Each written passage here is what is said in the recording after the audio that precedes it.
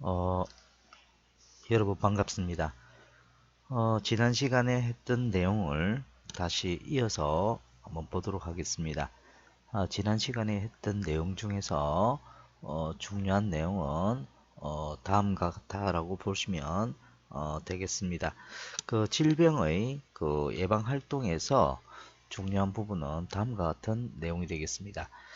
그러니까 건강에서부터 회복하고 그죠? 이러한 전반적인 내용들에 대해서 다 모든 것들이 다 예방적인 어떤 내용들이다라고 보시면 될 것 같아요.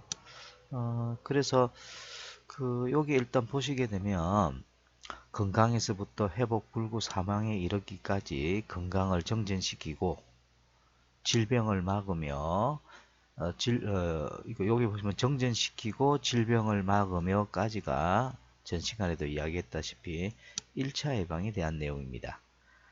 그 다음에 발생된 질병을 조기에 발견을 해서 치료를 하고 질병이 더 이상 진전되지 않도록 한다라는 요까지 내용이 2차 예방에 해당이 됩니다.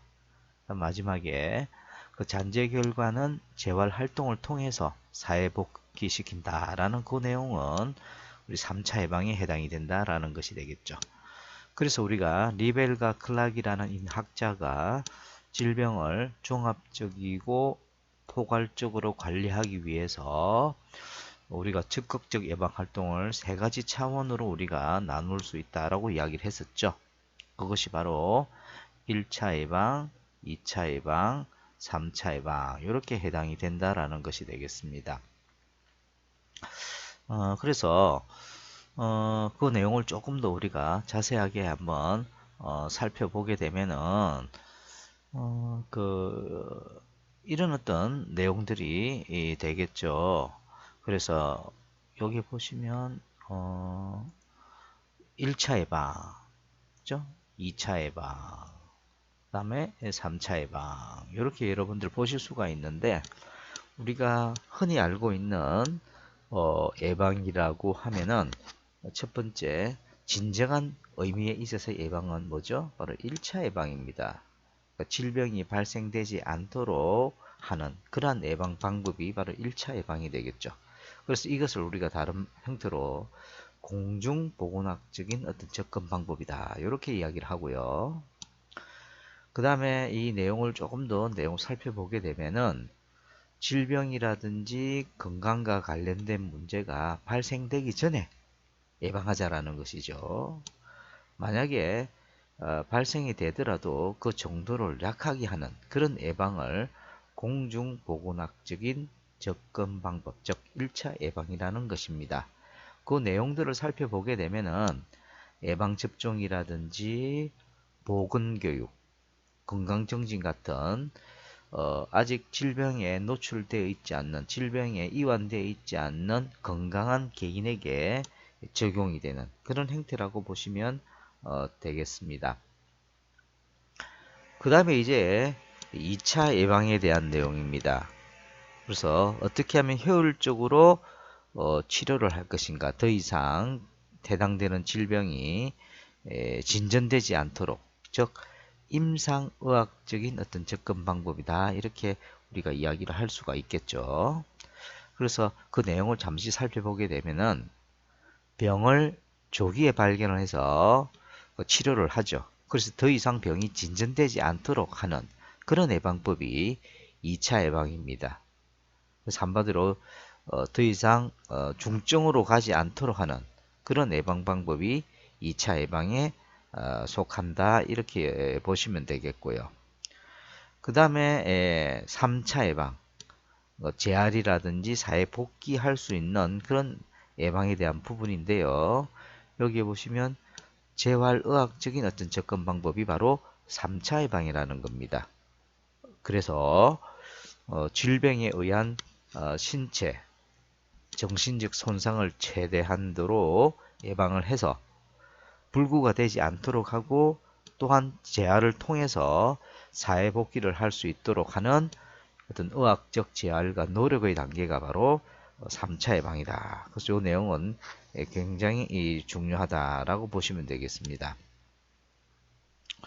그래서 첫 번째 챕터에 대한 내용들을 한번 쭉 살펴봤습니다. 건강과 질병에 대한 전체적인 내용을 우리가 한번 쭉 살펴봤다. 이렇게 보실 수가 있습니다. 그 다음에 이번에는요, 공중보건학의 어떤 기본적인 개념을 한번 살펴보겠다라는 것입니다. 먼저 공중보건학의 정의 한번 보도록 하겠습니다. 윈슬로라는 학자가 공중보건학에 대한 정의를 다음과 같이 정의를 내리고 있습니다. 한번 같이 보도록 하겠습니다. Public Health. 그래서 공중보건학이라고 하는 것은 is the art라는 거죠. 어떤 그 과학이다, 어떤 기술이라는 것이죠. 기술이고 the science, 그 과학이라는 것이 어떠한 preventing 무엇을 그 예방하는, 즉 뭐죠? 이 질병이라든지 질병을 예방하고 preventing 예방하고 prolonging 연장시킨다라는 것이죠. 무엇을? 삶, 즉 수명을 연장시키고 그 다음에 promoting 정진시킨다라는 것이죠. 뭐죠?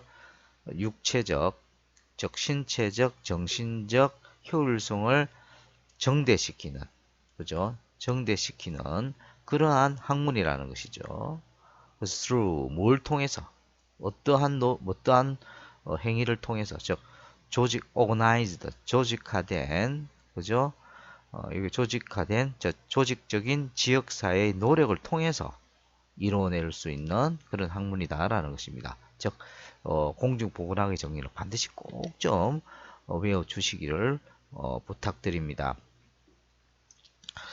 그래서 여기에서 이제 보시면 다시 한번 정리를 한번 해볼까요? 공중보건학이라고 하는 것은 뭘 통해서 조직적인 지역사회의 노력을 통해서 결론적으로 뭐 하는 겁니까? 질병을 예방하고, 그 목적이 뭐죠? 공중보건학 목적이 나옵니다. 질병을 예방하고 수명을 연장시키고 결국에 신체적, 정신적 효율을 정지시키는 것을 이 공중보건학의 목적으로 본다라고 보시면 되겠습니다. 그래서 여기 보시면 공중보건학 정의적 윈솔러라는 학자가 정의를 내렸던 그 내용을 살펴보시게 되면 그 목표는 다음과 같죠. 질병을 예방하고, 그죠? 수명을 연장시켜서 최종적으로 뭐죠? 신체적, 정신적 효율을 정진시키는 것을 이 공중보건학의 목표로 삼는다라는 것입니다. 그런데 이런 목표를 달성하기 위해서 어떤 노력을 통해서 달성할 수가 있습니까? 그 내용이 들어가 있죠. 그렇죠? 지역사회 노력을 통해서 우리가 이런 목적을 달성할 수가 있는데, 문제는 뭡니까? 이런 노력이라고 하는 그런 수단에 대한 부분들은 다음과 같은 것들이 되겠다라는 겁니다. 어떻게 환경위생을 관리할 것인지, 또 건강을 유지하기 위한 사회제도가 또 발전돼야 되겠고요. 또 감염병, 요즘 그 코로나19와 같은 이런 감염병도 관리가 돼야 되겠고요.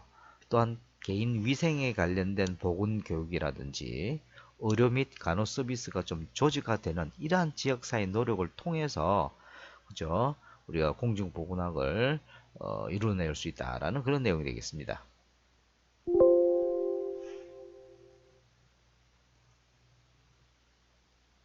그래서 우리가 공중보건학의 정의를 다시 한번 살펴보게 되면은 이런 내용이 되겠죠.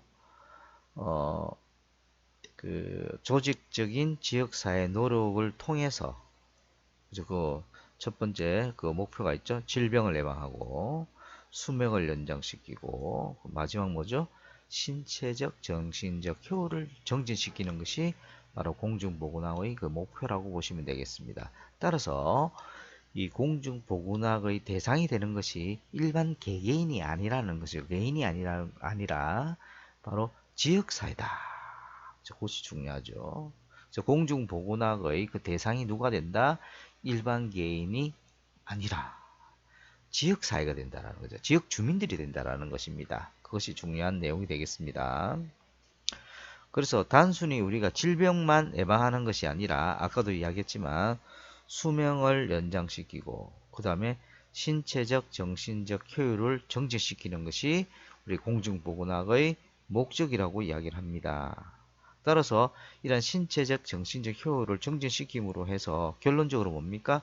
생산성, 국가의 생산성이 향상되고요. 그죠? 그런 형태로 진행이 될 수가 있겠죠. 그래서 그 다음 부분에 보시게 되면 공중보건의 목적 다 나왔죠? 질병을 예방하고 수명을 연장시키고 신체적, 정신적 건강 및 효율을 증진시키는 것이고 그 대상이 되는 것이 지역사회다. 그죠? 그래서 이런 공중보건사업을 수행하기 위해서 보건교육을 통해서 접근하는 것이 가장 중요하다. 그죠?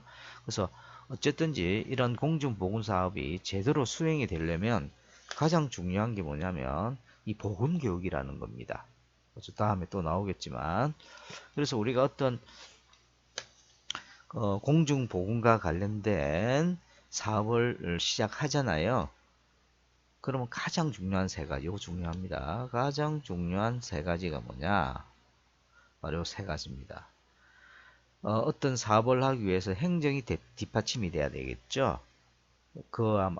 맞는 어떤 그 예산이라든지, 그죠? 예산이라든지, 그 다음에 인력이라든지 이런 것들이 뒷받침되지 않으면 지역사회 관련된 이 공중 보건과 관련된 사업이 성공할 수가 없습니다. 그 다음에 그러한 사업과 관련된 법률이 정확하게 지정이 돼야 되겠죠. 예를 들어서 뭐 흡연을 좀 줄이겠다라는 그런 사업을 하려면 요즘도 많이 나오지만 뭐 그 지하철 요즘 그 지하철 입구에서 반경 10m 내에서는 흡연을 하면 안 된다라는 그런 법률이 있죠. 그래서 이걸 하게 되면은 뭐 10만 원 이상의 과태료를 문다라든지 이러한 것들이 법규가 되겠습니다. 그래서 어떤 공중보건을 수행할 때 반드시 뒤따라오는 그런 사항들, 꼭 필요한 사항들이 첫 번째 보건행정, 두 번째 보건관계 법규, 그 다음에 보건교육. 그 중에서 가장 중요한 것이 그러한 지역 사이에 보건과 관련된 사업을 한다고 한다면 그 지역 주민들에게 충분하게 교육이 되어야 된다라는 겁니다. 그것이 가장 중요한 겁니다. 근데요, 이러한 세 가지 사항을 가지고 제대로 되어야만이 공중보건과 관련된 사업이 성공할 수 있는데 이러한 세 가지 요건을 우리가 살펴보기 전에 선행돼야 될 것이 있습니다. 그것이 뭐냐면 그 지역 사이의 그죠? 실질적으로 보건과 관련된 통계값을 알아야 되겠죠. 어떤 지역에 예를 들어서 위암 발생률이 높다 그러면 그죠? 그러면 어떤 A라는 지역에서 우리가 어떤 암 발생을 줄이기 위한 보건 사업을 하려고 합니다. 그러면 그 지역 사이에 주민들의 암 발생률이 얼만큼 되는지, 그리고 암과 관련되어 있는 유병률이 어떻게 되어 있는지를 먼저 그 값에 대한 통계를 알아야만이 뭘 합니까? 사업을 할 수가 있다는 거죠. 그래서 어떠한 공중보건과 관련된 사업을 할 때 가장 먼저 그죠 수행이 돼야 될 것이 바로 그 지역사회의 보건 통계라는 겁니다. 그 내용을 꼭 좀 이해를 해 주시면 좋겠습니다.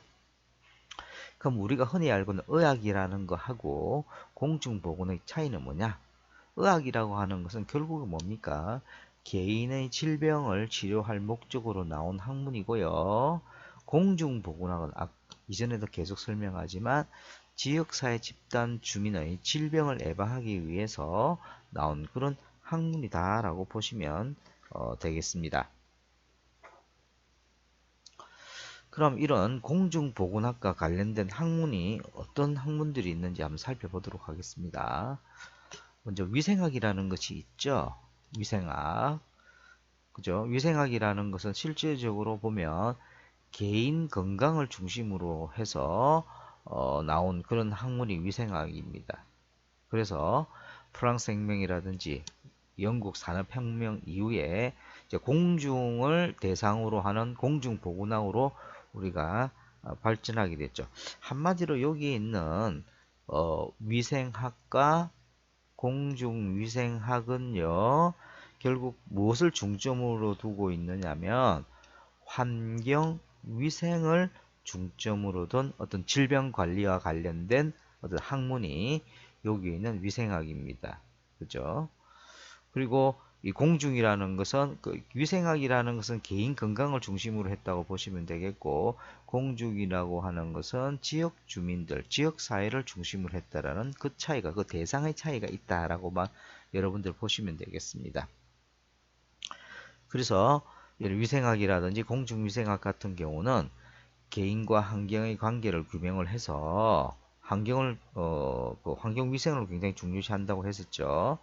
그래서 어떤 그 주변의 환경을 개선함으로써 질병을 예방하고 건강을 유지 정지시키는 이런 학문을 우리가 위생학 그리고 공중위생학이라고 이야기를 합니다.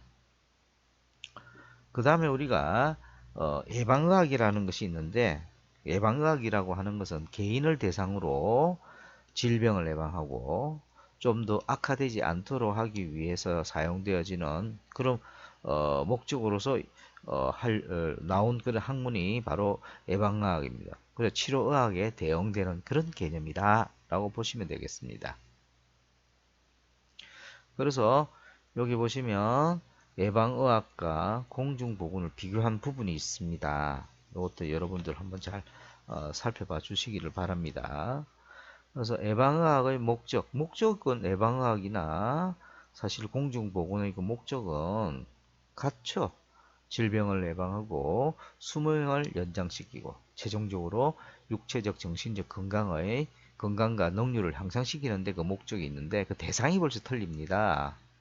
예방학은 개인이라든지 가족이 되겠고요. 공중보건은 지역사회 전체의 주민이 됩니다. 그 다음에 그 내용적인 부분으로 보시게 되면은 뭐 질병 예방이라든지 건강 정진에 대한 어떤 그저 개인적인 어떤 부분에 대해서 예방의학이 적용이 되겠고요. 집단 건강에 대한 어떤 부분에서는 공중보건이 되겠죠. 그래서 책임 소재 이렇게 나오죠. 개인 가족이고 공공조직이고 진단 어떤 방법의 예방의학에서는 임상적 진단. 여러분들 병원에 가시게 되면은 검사를 받게 되죠. 그걸 통해서 우리가 진단하게 된다는 것이고. 공중보건은 그 대상이 되는 것이 지역사회 주민이다 보니까 그 지역사회의 보건적 통계 자료가 그죠? 그 방법으로서 이용이 될 수 있다는 것입니다. 그 다음에 예방의학 같은 경우는 좀 기술적인 구체적인 것에 반해서 공중보건 같은 경우는 예방학적 지식을 집단에 우리가 직접 적용을 시키는 그런 방법이 이용이 되겠고요. 어떤 그 문제가 발생했을 때 예방의학에서는 해당되는 환자에 대한 진료와 투약을 하게 되겠죠. 그래서 공중보건은 뭐 보건관리와 어떤 봉사 관련된 그런 부분들로 통해서 문제를 해결해 나갈 수 있다. 이렇게 볼 수가 있겠습니다.